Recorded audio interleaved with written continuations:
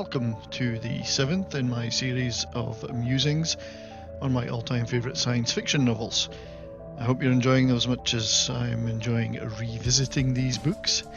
And today I will be talking about an epic, very high concept novel, Greg Bear's EON.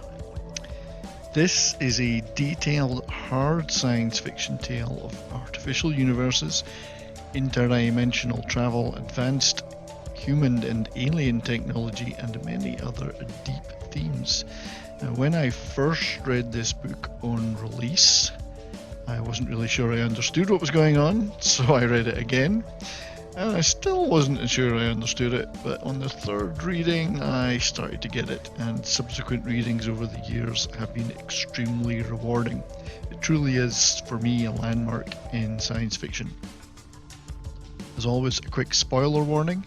I try not to get too plot specific, especially about the endings of novels, but please be aware that there will be some spoilers ahead.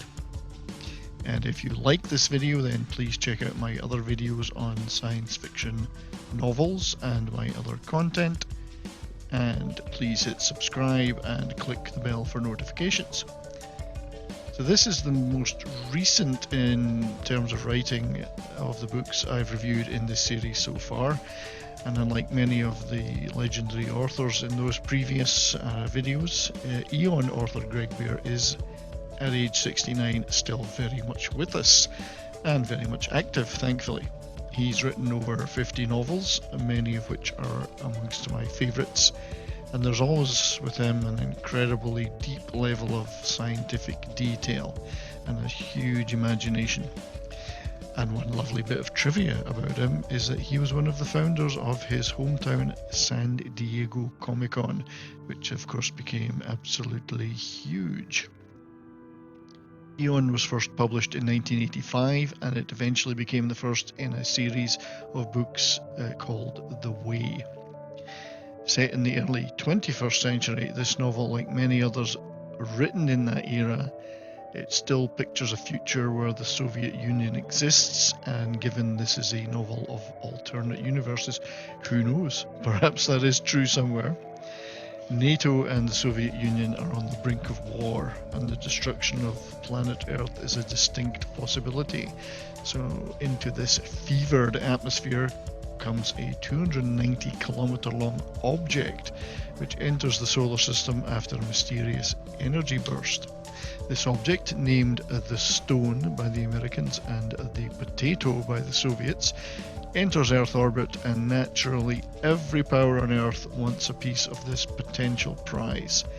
Now, to some extent, this object is reminiscent of the artificial alien habitat in Arthur C. Clarke's Rendezvous with Rama, but where Rama was very much aloof to the human presence exploring it and retained most of its mysteries, the Stone is very much different and is tied up intimately with human future history.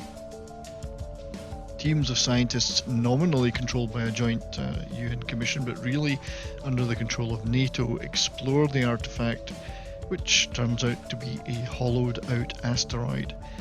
Tensions soon arise with the Chinese and Russian teams when critical information is withheld from them.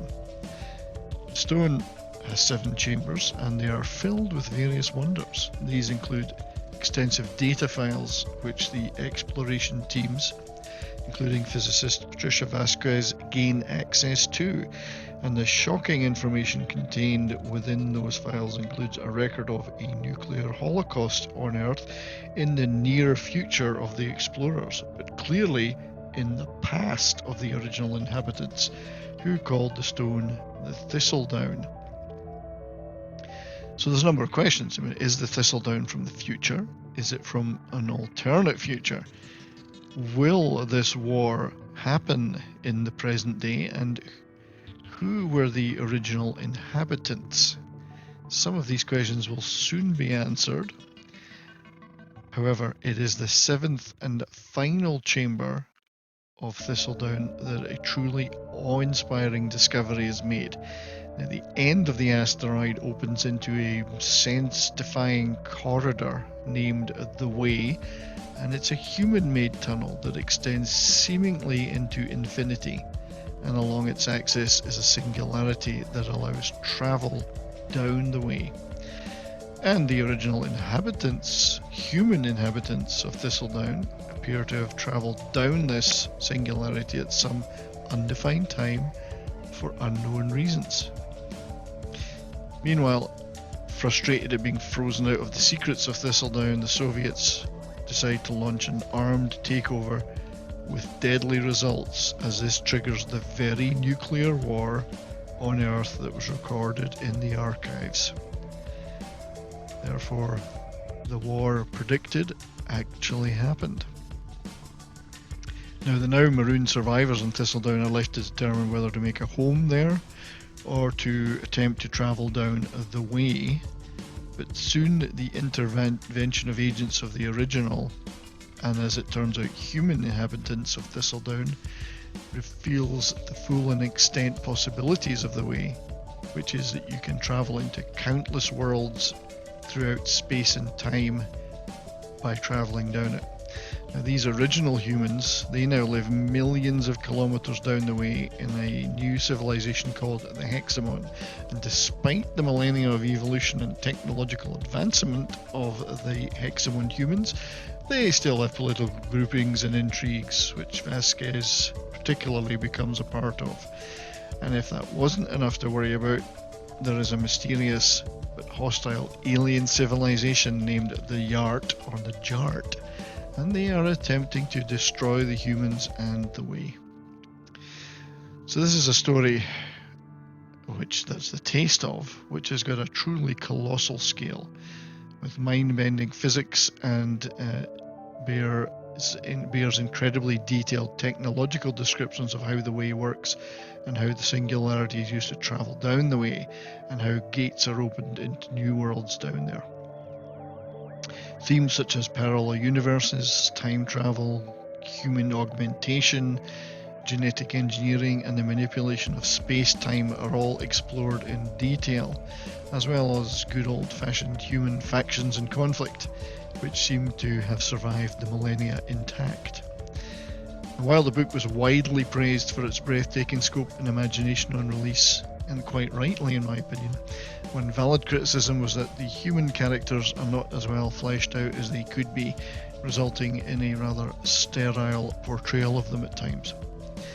One exception to this, in my opinion, is the Soviet commander Mirsky, who suffers an apparent fatal shooting in the struggle for Thistledown, but is somehow put back together by the automated systems of the habitat. But he's lacking many of his previous memories, and what fascinated me was the internal debate that he has about his reconstructed identity. It's fascinating, and whether he explores whether or not he is the same person, and even questions his own humanity as a result.